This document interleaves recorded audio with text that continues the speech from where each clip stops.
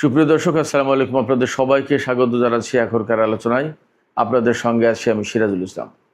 দর্শক, ইরানের বর্তমান পরিস্থিতি অনেকটা সেই যুদ্ধের আগের পরিস্থিতির মতো। ইসরায়েলের যুদ্ধমন্ত্রী ইসরায়েল কাজ বলেছেন, ইরানের সর্বোচ্চ নেতা, বর্তমান সর্বোচ্চ নেতাকে প্রয়োজন হলে টার্গেট করা হতে পারে। এর জবাবে ইরানের পররাষ্ট্রমন্ত্রী সাইদ আব্বাস আরাকচি এক্সে দেয়া পোস্টে বলেছেন, আমেরিকা যদি তার পোষা প্রাণীগুলোকে মুখ বন্ধ না করে তাহলে তাদেরকে প্রয়োজনে ইরান শিক্ষা দেবে। এরপরে মার্কিন প্রেসিডেন্ট ডোনাল্ড ট্রাম্প বলেছেন, ইরানের সাথে তাদের খুব ভালো আলোচনা চলছে, সব কিছু ঠিকঠাক, এবং ইরান পরমাণু নিরস্ত্রীকরণের ব্যাপারে খুব ভালো সহযোগিতা করছে। ঠিক এই রকম কথাই কিন্তু যুদ্ধের আগে যখন ওমানের মধ্যস্থতায় ইরান এবং আমেরিকার মধ্যে আলোচনা হচ্ছিল তখন বলা হচ্ছিল। এখন ঠিক সেরকম একটা পরিস্থিতি। ইরানের শহীদ সর্বোচ্চ নেতা আয়াতুল্লাহ আলী খামেনির হত্যার প্রতিশোধ নেওয়ার অঙ্গীকার ব্যক্ত করেছে ইরানের সর্বোচ্চ জাতীয় নিরাপত্তা পরিষদ। একই সাথে আরেকটি গুরুত্বপূর্ণ খবর আছে, ইরান রাশিয়ার কাছ থেকে SU-35 বিমানের সিমুলেটর কিনেছে। এই সিমুলেটর কেনার মানে কি সেটা আমি বিস্তারিত ব্যাখ্যা করার চেষ্টা করব। তো এই যখন সামগ্রিক পরিস্থিতি, তখন আমার কাছে ব্যক্তিগতভাবে মনে হচ্ছে ইরান এবং আমেরিকা আর ইসরায়েলের মধ্যে 28শে ফেব্রুয়ারি যুদ্ধের আগে যে পরিস্থিতি ছিল এখন আবার তেমন একটা পরিস্থিতি বিরাজ করছে। সুপ্রিয় দর্শক, এই বিষয়গুলো নিয়েই এখন আমি আপনাদের সাথে বিস্তারিত আলোচনা করব আশা করছি। আপনারা শেষ পর্যন্ত সঙ্গে থাকুন, আর ভিডিও ভালো লাগলে লাইক কমেন্ট শেয়ার করবেন প্লিজ। চ্যানেলটি সাবস্ক্রাইব করে সাথেই থাকবেন এমনটিও আশা করছি। দর্শক, চলুন বিস্তারিত আলোচনা করে। ইসরায়েলের যুদ্ধমন্ত্রী ইসরায়েল কাজ তিনি বলেছেন যে ইরানের বর্তমান যে সর্বোচ্চ নেতা সাইদ মুস্তফা খামেনি, তাকে প্রয়োজনে হত্যা করা হবে, তাকে টার্গেট করা হবে। ইসরায়েলের যুদ্ধমন্ত্রী আরও বলেন যে এর আগে ইসরায়েল ইরানের ভেতরে 2বার প্রবেশ করেছে, প্রয়োজন যদি হয় তাহলে 3য়বার প্রবেশ করবে এবং সর্বোচ্চ নেতাকে সহ আরও যাকে হত্যা করা দরকার তাকে হত্যা করবে। এটা কিন্তু খুব ভালো ইঙ্গিত না। ভালো ইঙ্গিত না এই অর্থে বলছি, ইসরায়েল এর আগে যতবার বলেছে ততবার কিন্তু ইরানের ভিতরে হত্যাকাণ্ড চালিয়েছে, এবং তারা খুব পরিকল্পিতভাবে গত 3 বছর ধরে মধ্যপ্রাচ্যের ইসরায়েল বিরোধী যত গুরুত্বপূর্ণ নেতা তাদের সবাইকে হত্যা করেছে। এমনকি যে ইরান ইসরায়েল আর আমেরিকার বিরুদ্ধে যুদ্ধ করছে তাদের সমস্ত গুরুত্বপূর্ণ নেতাকে হত্যা করেছে। আর যারা বেঁচে আছেন তাদের ভেতরে নতুন সর্বোচ্চ নেতাকে এবং আরও গুরুত্বপূর্ণ নেতাদেরকে হত্যা করা যখন হুমকি দিচ্ছেন, তখন কিন্তু এই আশঙ্কা বা এই শঙ্কা অবশ্যই তৈরি হচ্ছে যে তাহলে ইসরায়েল আবার ইরানের ভেতরে নতুন করে কোন সময় হত্যাকাণ্ড শুরু করে। ইরান হয়তো তার জবাব দেবে, যেটা ইরানের পররাষ্ট্রমন্ত্রী সাইদ আব্বাস আরাকচি বলেছেন যে এর কঠোর প্রতিশোধ নেওয়া হবে, এবং আমেরিকা যদি তার পোষ্যকে যদি মুখ বন্ধ না করে তাহলে ইরান তাদেরকে শিক্ষা দেবে। এসব কথা ঠিক আছে, হয়তো ইরান ইসরায়েলের বিরুদ্ধে যুদ্ধও করবে। এরপরে ডোনাল্ড ট্রাম্প আমেরিকা সারা বিশ্ব আবার চাপাচাপি করে ইরানকে যুদ্ধবিরতিতে রাজি করাবে। কিন্তু মাঝখান দিয়ে যে বহু সংখ্যক লিডার, নেতা, সেনাবাহিনীর বড় বড় কর্মকর্তা, বড় বড় বিজ্ঞানী, রাজনৈতিক নেতা, সর্বোচ্চ নেতা, তারা যে নিহত হয়ে যাচ্ছেন, এর কি হবে? তাদেরকে তো আর ফিরে পাওয়া যাবে না। এই সংকটের তো সমাধান হলো না। তো সেক্ষেত্রে আমার কাছে মনে হচ্ছে এটা খুবই একটা বাজে অ্যালার্ম, বাজে সংকেত। এটা নতুন করে কোন অশনি সংকেত দিচ্ছে আমি ঠিক পরিষ্কার না। এবার সেই ইরানের সর্বোচ্চ জাতীয় নিরাপত্তা পরিষদ, যেটা সেই পরিষদের সদস্য সচিব এবং সাবেক IRGCর সিনিয়র কমান্ডার জুলকাদ, তিনি বলেছেন যে ইরানের সর্বোচ্চ নেতাকে যারা হত্যা করেছে তাদের বিরুদ্ধে উপযুক্ত সময়ে উপযুক্ত প্রতিশোধ নেওয়া হবে, এই রক্তের বদলা ইরান কখনো ছেড়ে দেবে না, অর্থাৎ এই রক্তের বদলা, এই হত্যার প্রতিশোধ নেবেই নেবে, এটা অঙ্গীকার ইরান পক্ষ থেকে। কখন তিনি এই কথা বলছেন?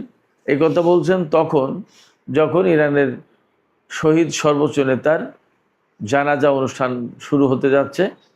আগামী 9 তারিখে তাকে চূড়ান্তভাবে নিজ জন্ম শহর যে মাশাদ, সেই মাশাদ শহরে ইমাম রেজার মাজারের পাশে, অর্থাৎ ইমাম রেজা যেখানে শুয়ে আছেন তার কবরের পাশে তাকে দাফন করা হবে।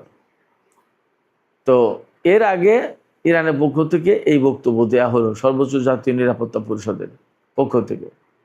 এর ভেতরে ইরানি জাতিকে বা বিশ্ববাসীকে হয়তো ইরান এই মেসেজ দিতে চেয়েছে যে আমাদের সর্বোচ্চ নেতাকে আমরা ঠিক বিদায় জানাচ্ছি, কিন্তু তার হত্যাকাণ্ডের কথা, তাকে যে যন্ত্রণা দিয়ে হত্যা করা হয়েছে বা যে বোমা হামলার পরে বিল্ডিং ধসে তিনি শহীদ হয়েছেন, এই যে কষ্ট, এর প্রতিশোধ নেওয়া হবে।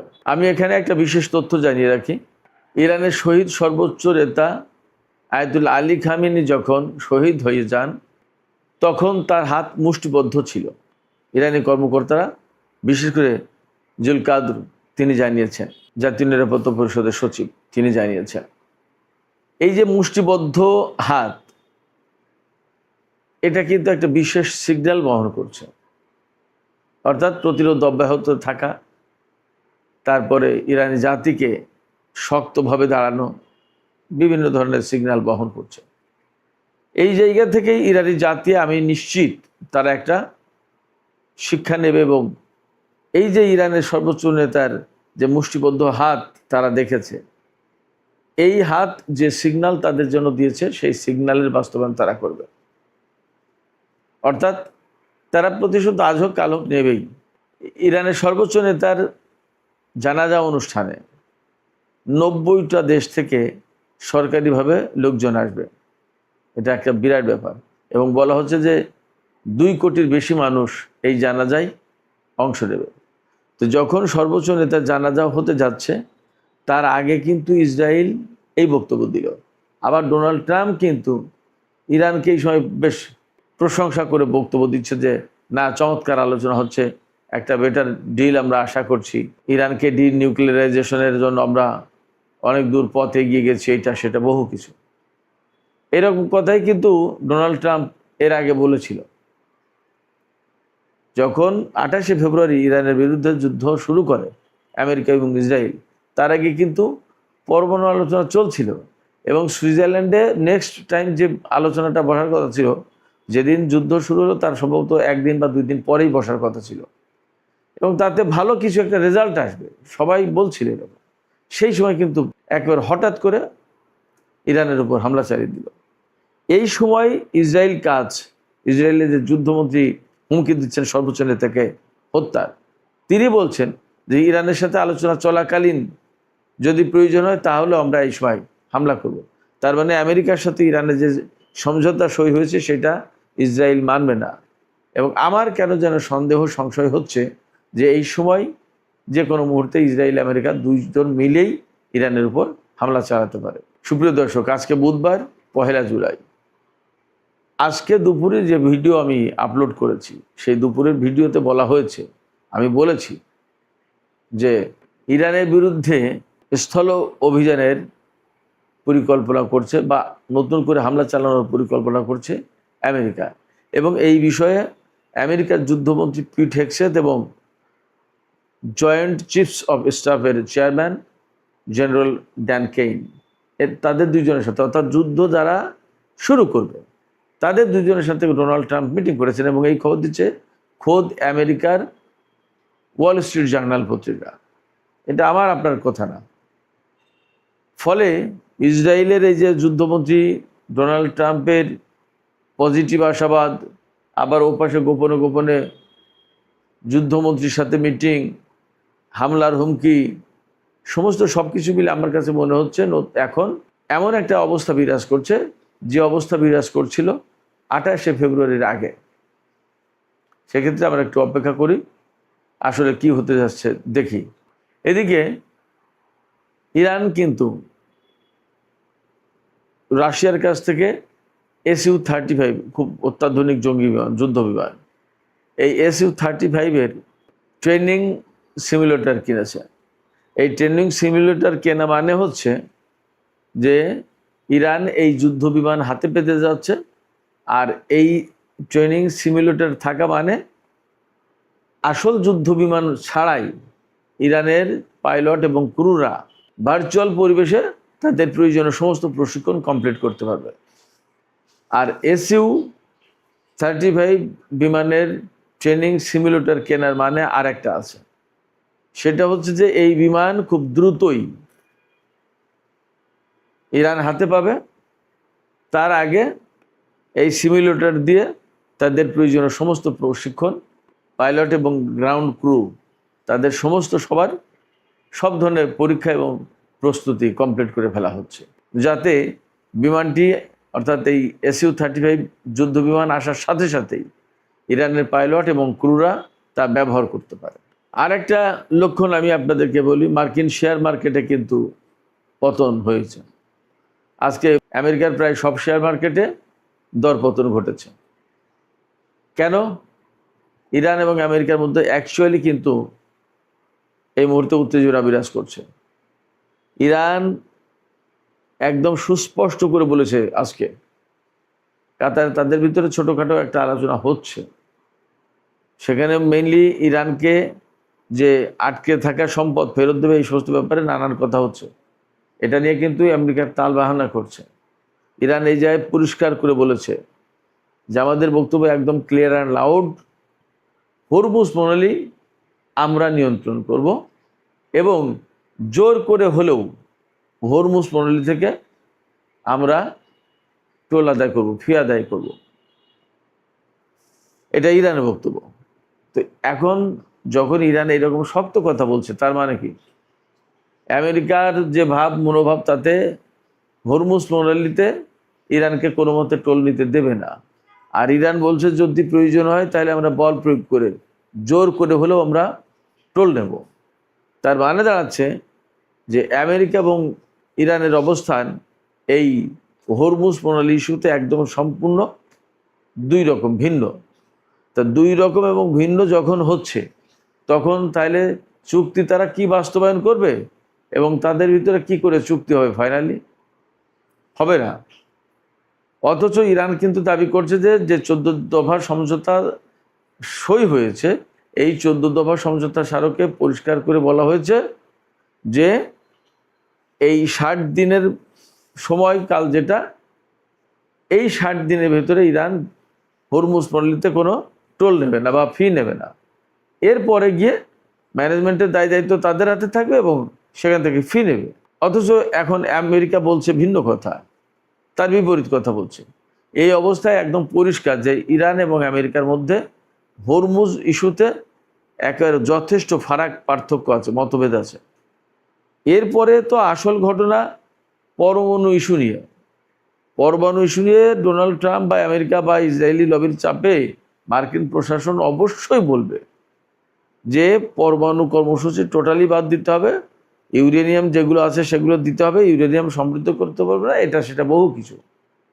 তো যখন এইগুলো বলবে তখন ইরান এর একটাও মানবে না। এইভাবে যদি তা না মানে তাহলে চুক্তি হবে না। তাহলে কি দাঁড়াবে? তাহলে হয় আমেরিকাকে চুপ থাকতে হবে, না হলে ইরানের বিরুদ্ধে যুদ্ধ করতে হবে।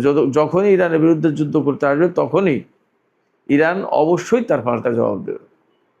সেক্ষেত্রে এই চুক্তি, এই যে পরিস্থিতি, তাতে যে সমস্ত কথাবার্তা, শেয়ার মার্কেটের পতন, ডোনাল্ড ট্রাম্পের ইতিবাচক ইঙ্গিত, ইসরায়েলের যুদ্ধমন্ত্রীর ইরানের সর্বোচ্চ নেতাকে হত্যার হুমকি, ইরানের পক্ষ থেকে পাল্টা প্রতিশোধের হুমকি, হরমুজ প্রণালীর কন্ট্রোল না ছাড়ার ঘোষণা, সমস্ত সব কিছু মিলে পরিস্থিতি আমার কাছে মনে হচ্ছে অত্যন্ত জটিল, ঘোলাটে।